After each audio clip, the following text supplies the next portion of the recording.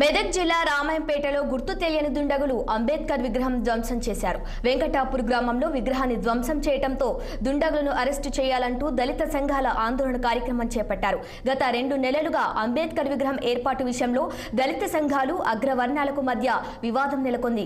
అంబేద్కర్ జయంతి పురస్కరించుకొని అంబేద్కర్ నూతనంగా అంబేద్కర్ విగ్రహాన్ని ఏర్పాటు చేశారు. దీంతో గత రాత్రి గుర్తు తెలియని దుండగులు అంబేద్కర్ విగ్రహాన్ని ధ్వంసం చేశారు.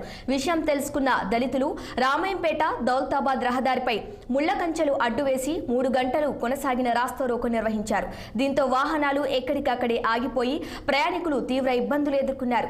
పోలీసులు స్పందించి వాహనాలను ఇతర ప్రాంతాల నుంచి తరలించారు.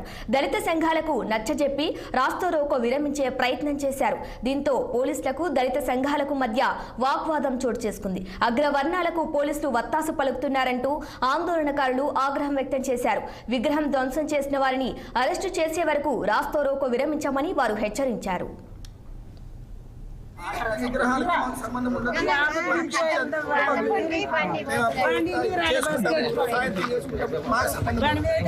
ఎవరైనా ఒక ఫిర్యాదు ఇస్తే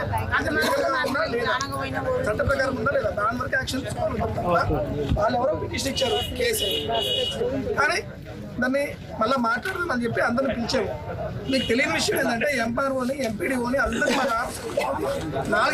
గత నెల కింద అంబేద్కర్ విగ్రహం మేము ఏర్పాటు చేసుకొని నిన్న ఏప్రిల్ 14వ తారీఖు రోజు అంబేద్కర్ జయంతి రాజ్యాంగ నిర్మాణ అంబేద్కర్ జయంతిని ఘనంగా జరుపుకుందామని మేము ర్యాలీ తీసి దండలేసి మేము ప్రోగ్రాం చేసుకున్న తర్వాత కొన్ని వెంకటాపూర్కు సంబంధించిన అగ్రకులాల పిల్లలు నాయకులు మా యొక్క దేవుడైన అంబేద్కర్ విగ్రహాన్ని ధ్వంసం చేసిరు.